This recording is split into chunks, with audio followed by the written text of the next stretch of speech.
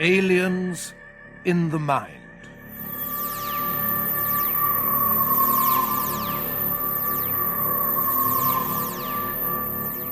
Co-starring Vincent Price as Curtis Lark and Peter Cushing as John Cornelius.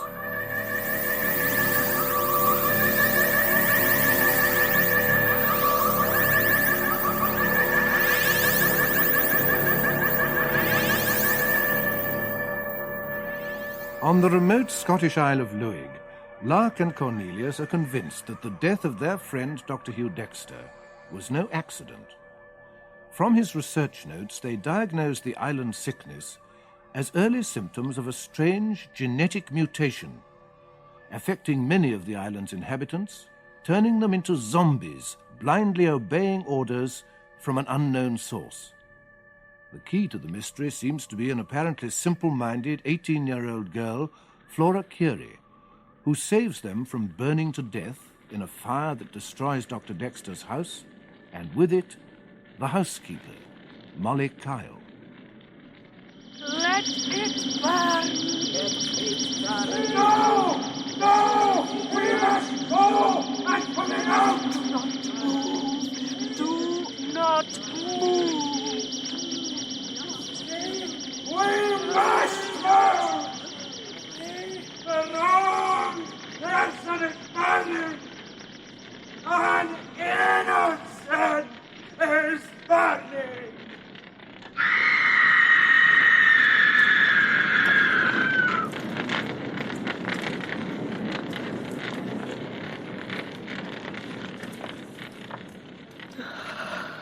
It is over. But she was calling them. Why didn't they go? Because I was telling them to stay. Why, Flora, why? Because now Luig is mine. Luig is mine.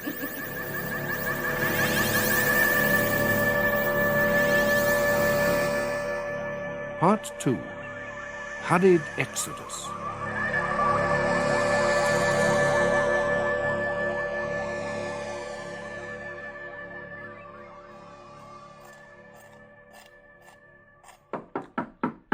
Come in. Morning, John. Ah. You still in bed? Where else should one be at this unearthly hour? Look, and I distinctly said 4 minutes. Look at it, damn thing's raw. Well, you know, in some parts of the world, raw egg is considered quite a delicacy. Well, not here it isn't. Did you discover anything of value in Hugh's notes? Oh, just bits and pieces. It's like a jigsaw puzzle with most of the pieces missing. Well, that's more than we expected. We'll have to put together our own picture and then see how Hugh's pieces fit in. Well, now, let's see. What have we got so far? I've got a slight feeling of nausea from this revolting egg. Perfidious albumin. Oh, no, please, not at this time of day. Look, pour me some coffee, will you? Sure. It's my pleasure. No, thanks. Now, what have you got so far? The fact that there occurred on this island a mutation of the human species brought about by some genetic transformation of the brain, which enables it to receive some form of telepathic communication. Only to receive? Now, what about transmitting telepathic messages? Well, that's not proven, is it? No. We can be certain of only 2 cases. Molly Kyle, who is now dead, presumably, and Flora Curie, who, at best, is an imperfect example of a different, more highly developed mutation, what Hugh was pleased to call the master race. Controllers would be a more accurate description of those 2 bizarre ladies. They both seem to have this power of implanting their own thoughts, their own will, in the minds of other mutants. And so what outwardly look like ordinary human beings become, in fact, extensions of the mind of the controller, without even being aware of it. It's terrifying. Think what Hitler or Stalin might have done with power like that. Think what they did without it. According to Hugh's notes, in the 20 years he was on the island, there were 120 cases of mental disorientation. Mutant metamorphosis. What you will, which gives us 120 mutants under the age of, say, 33. And at least as many over that age. 250 all told. And all totally indistinguishable from the rest of the inhabitants. Except for Flora. Yes, except for Flora. We've got to get that girl to London. It's the only way. Oh, now, wait a minute. Hang on. That could be a pretty tall order. We must do it somehow. We need to run tests on her, medical checks. And do all the other things that Hugh Dexter tried to do. Precisely. And got himself murdered for. You know, that blaze last night at Hugh's place was no accident, John. It was meant for us. Someone out here just doesn't like us knowing too much. That's why we have to get Flora away from here. Surely you see that. Well, I can see the sense in it, but what I can't see is how to go about it. We'll start with the minister. I'd like our chances a lot better if I disliked him a little less. That man really spooks me. Now, John, about the minister, there's no doubt that he's a mutant. Well, he is a mutant, isn't he? Almost certainly, on the evidence we have. But he's not a controller. I would say it's unlikely. You know, once Flora realized Mrs. Kyle was dead, she said Luig was hers. I don't believe she would have dared say that if the minister was also a controller. No, and when I first met her yesterday, she seemed completely overawed by him. Mind you, he is a trifle overbearing. Not to mention unpleasant. He's much too sinister for my taste. A sinister minister. Oh, Curtis, really. Still, this little visit of ours should dent his sanctimonious composure. How so? But I feel sure he hoped. Perhaps he even prayed that we died last night. Well, we'll soon find out. The next few minutes could be quite interesting. Oh, Mr. Cornelius. Whatever's the matter, Mary? Come in. Well, thank you.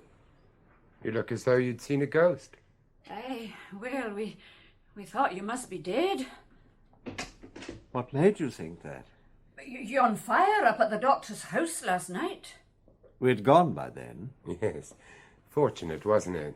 Aye, but Mr. Cornelius said he'd be staying here for the night, and when he didn't come The back... fault is entirely mine, Mary. I persuaded him to keep me company at the inn. Aye, well, all's well, I suppose. I'll get the minister. Minister? Yes, Mary? Could I trouble you? You're coming. Well, what is it, Mary? There's two visitors to see you. Mr. Cornelius and... Professor Lark. Aye, Professor Lark. Returned from the dead, Minister. What? You did manage to... Escape. We left before the fire broke out. Aye, you were fortunate. We'd feared the worst for That you. will be all, Mary. Yes, Minister. What about Mrs. Kyle? There's the real tragedy for you. Such a fine woman, a real pillar of strength in the community. She is dead, then? Aye, they brought down the body this morning, or what was left of it. Aye, strange that they should have found her in the doctor's study. Why not? She should have. She was usually out and about in the garden at that time of the day. Well, maybe she was looking for something. Do they know what caused the fire? No, and I doubt they ever will, frankly. When will you be returning to London? We'll get the boat back this afternoon, most probably. Aye, very wise. And we'd like to take Flora with us. Flora? And what would you want to do a thing like that for? She is ill, Minister. Aye, she has the island sickness. We don't need a brain surgeon to tell us that. Minister, I suspect that she has a tumour. A tumour? On the brain. She has all the classic symptoms, and it's the most likely explanation why she has not returned to normal like everyone else has done.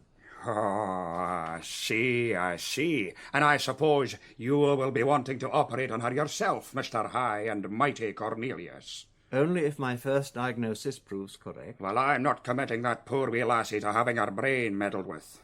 I have no right, anyway. You don't need one. She has a perfect right of her own. She's of age. But she is not compos mentis, is she? Not all the time, certainly. But some of the time her mentis is so compass it's almost out of sight. And what's that supposed to mean? It's just a manner of speaking. Minister? Well, Mary, what is the matter? Have you seen Flora this morning, Minister? No, why?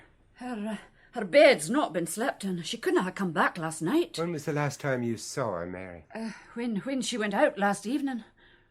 We'd better start looking for her. Well, I'm going straight down to the police station. The police station? We can't let that girl roam round loose on the island. We've got to find her before she does some harm to herself. My coat, Mary, if you would. Yes, Minister. I'll come with you, Minister. And what about you, Professor? No, I think two's company. I'll just wander up to Hugh's house and poke around in the ashes.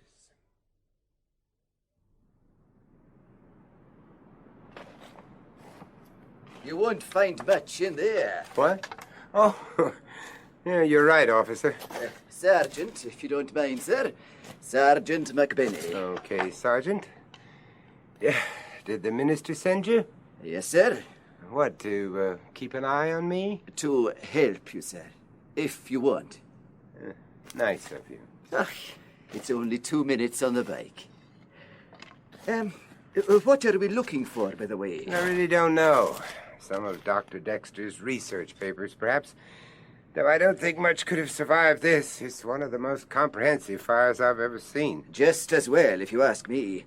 Some of the church fellowship took great exception to Dr. Dexter's researches. Now, why would they do that? Well, sir, over the past few years, those researches, as you call them, seem to be aimed exclusively at the fellowship. Oh, come on now. And to no one else.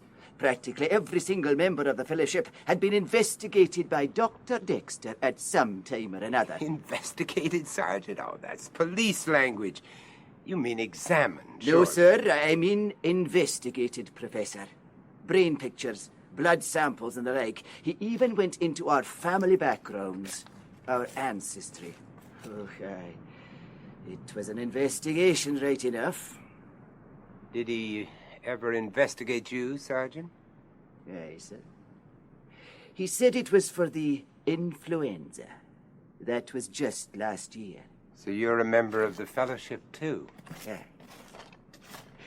Well, I don't think you're going to find anything here, Professor. No, I guess you're right. I'll walk you back to the manse, see if there's any news. What of young Flora? So you know about that? Yes. Yes, I was there when they found out. Hold on, sir. I'll just fetch my bike. Okay. I wonder what makes a girl like that run off. You mean Flora? Yeah. Well, I hear you're wanting to operate on her head, and she might not want to see it opened up like a can of beans. It is her head, after all. But no one's told her about that yet. Maybe she doesn't need to be told. Oh, dear God. Are you ready now, sir? Yeah, okay, I'm coming.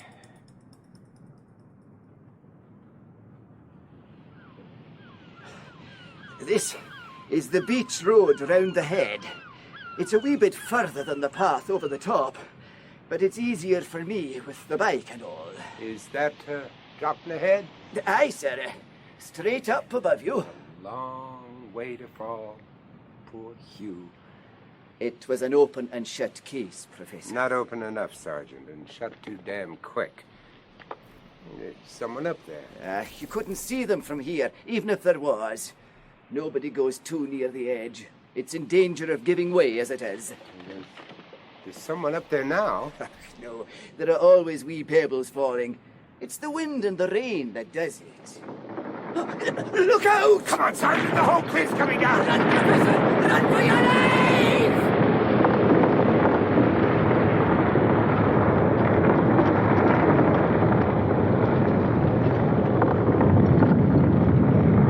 Good Lord! What was that? Oh, it's nothing. It's just a cliff. There's been a lot of rain recently. Must have weakened the overhang. It's fortunate that there was no one underneath. But there was! Look! Aye, there's two of them. That looks like Sergeant McBenney. Come on, we'd best see if they're all right.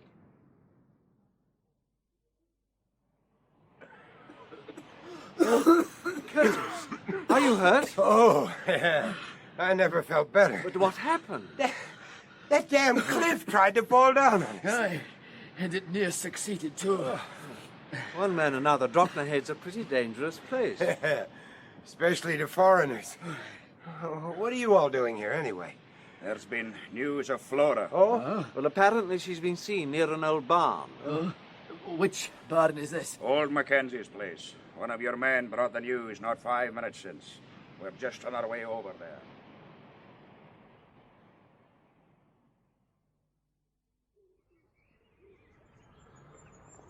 I wonder what put it into her head to come out here. Why did Flora stay with you in the first place, Minister? Our parents sent her. Because she was troubled in spirit. And the trouble stayed with her. More's the pity. What about her parents, Minister? Were they members of the fellowship? Her mother was, but her father was an ungodly man. They were happy for Flora to stay with you? Her father wasn't. Old Keary kicked up a fuss about it. Isn't that right, Minister? Aye, right enough. Why is everyone talking about them in the past tense, as though they were dead? They are dead. They died about 4 years ago. A terrible accident. Not a fire, by any chance? Aye, it was a fire. Oh, Professor, you must be And fey. this island must be very inflammable. There's the barn up ahead now. Are you sure this is the right place, Minister? It seems odd for a lassie to come here. It was one of your own men who told us, Sergeant. It seems ridiculous coming all the way up here. It's a wild goose chase, if you ask You me. think perhaps we ought to turn back, Sergeant? There's no point in going into a place like that. Stop your blathering, man. Stay out! She's not there, I tell you. That's easily proved, Sergeant. Stay out of that barn. Why? Don't argue with him, John. I'm ordering you to stay out. And I am telling you, I'm going in there. Keep out, I tell you. Keep him out. He mustn't come in. Take your hands off my person. Keep I just Look out, Minister! I Come on, tell John. you. Leave them at it. Him out. He's past you, He man. must not come in.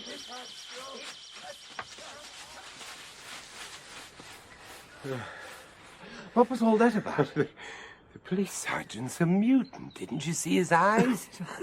Then why is he fighting the Minister of all people? You're right. It doesn't make sense. Unless the Minister isn't a mutant, which knocks our theory on the head. I can't work that one out. At least not now.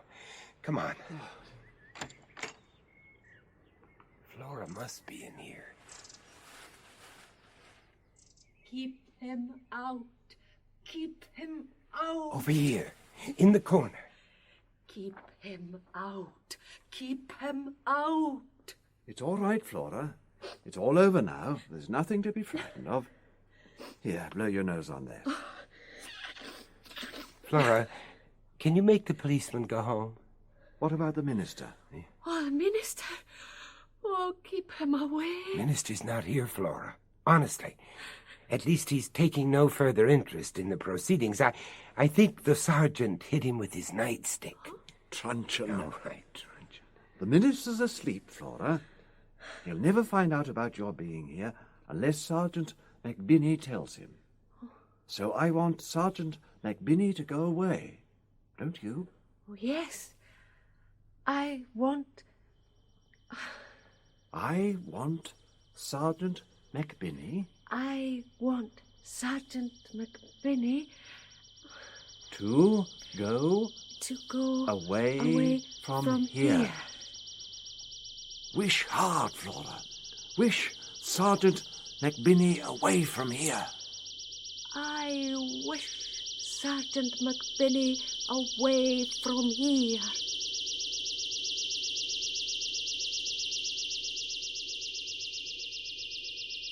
He's going.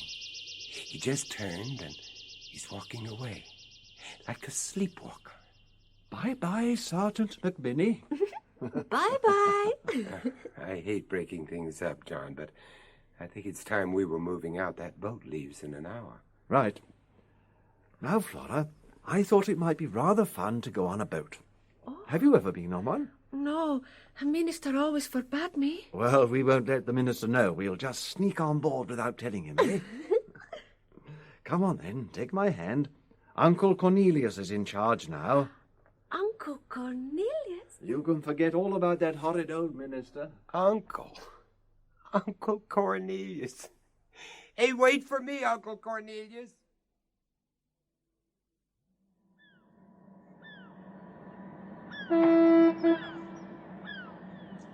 Welcome aboard, sir. May I have your tickets, please? Yes, there are three of us. Thank you very much, sir. Where are the cabins? Well, they're both aft, sir. One on the port side, the other on the starboard. Ours is cabin A. Aft on the port side, sir. Come on, John, Flora. After you, Flora, my dear. Thank you. The cabin is aft on the port side, wherever that is. Straight ahead on this side.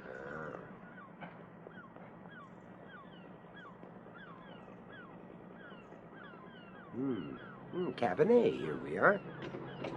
Hey, your cabin awaits you, Uncle Cornelius. Do I have to go in there? Not if you don't want to, my dear. I want to stay outside and look at all the people. All right, you do that. Curtis, we must keep an eye on her. The least little thing could set her off again.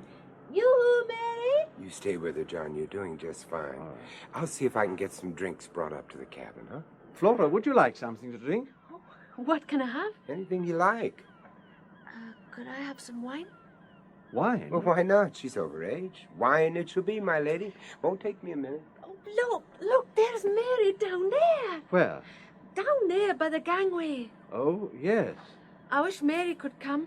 She'd love a boat ride. Oh, I shouldn't think she'd want to come. She'd want to if I wanted her to. Oh, yes, well, I'm sure she would. Well, then I do want her to come. Flora, no. Come on, little Mary. Come for a boat trip. No, Flora. She doesn't want to come. She hasn't got time. I want her to come. She will come. She has to. Welcome aboard, madam. I must go on board. May I have your ticket, I please? must go on John, board. I've had the drinks put in the cabin. The wine glass is hers. Yes, Curtis, thank goodness you're back. Well, what the hell's going on? She's trying to call Mary on board. Now, Flora, they won't let her on without a ticket being reasonable. Why don't you come and have a glass of wine with us, Flora, to celebrate? No, I want Mary to come. Well, she can't. Then I'm not coming. I don't want a boat trip. We can't get off now, Flora. It's too late. Get her into the cabin. In here, Flora, dear. No. Now, come along. No, I want you. Can't Flora, make get me. her Come in along. there. Now, get in there. Oh, Purser, how long before we sail? Any moment now, sir. But what was all that? Oh, it's nothing, Purser. Just a rather spoilt child who doesn't want to go back home to London. I don't blame her. He wouldn't get me going into a big city for all the tea and china. Help! Help! No good shouting, Flora. You'll just stay there now until we sail. Help! Take me off! Help! Help! Your tickets, please, sir. Take me off. Your tickets, please. Take me. Oh, look here. Take me off.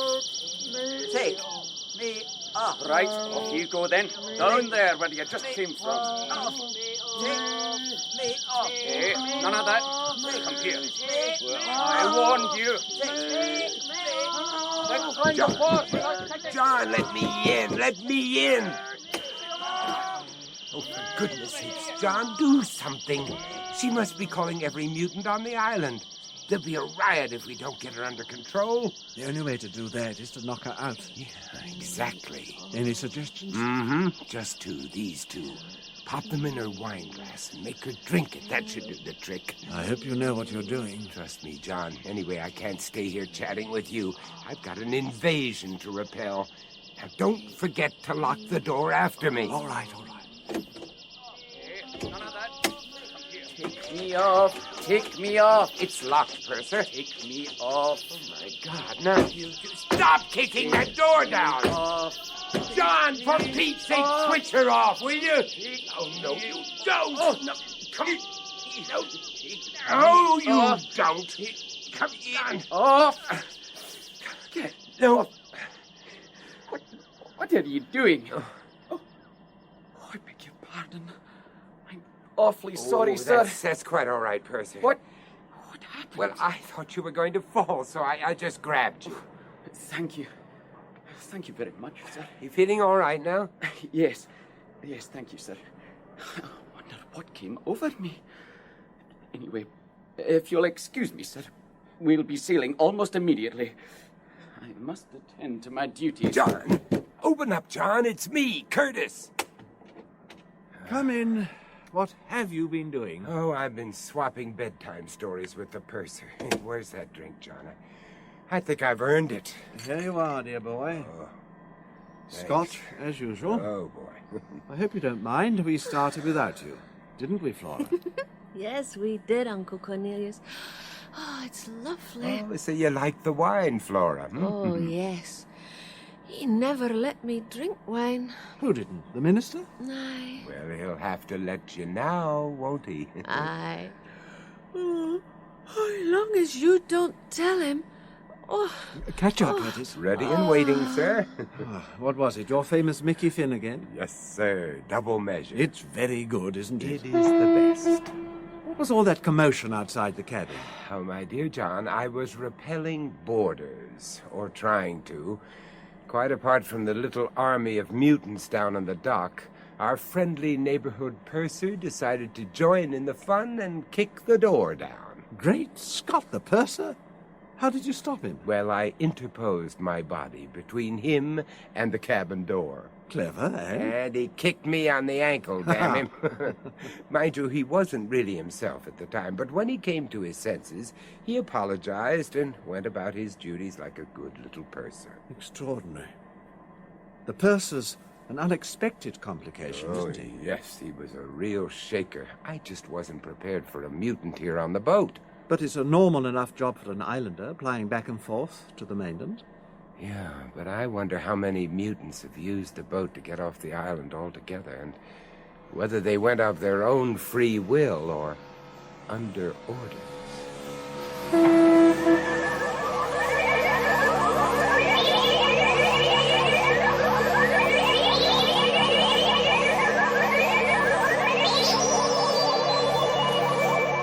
That was part 2 of Aliens in the Mind, co-starring Vincent Price as Curtis Lark and Peter Cushing as John Cornelius, with Henry Stamper as Donald Schoolar, Sandra Clark, Flora Curie, Fraser Carr, Police Sergeant, Irene Sutcliffe, Mary, and Andrew Sear, the purser. Aliens in the Mind was written by René Basilico from an idea by Robert Holmes. Production by John Dias.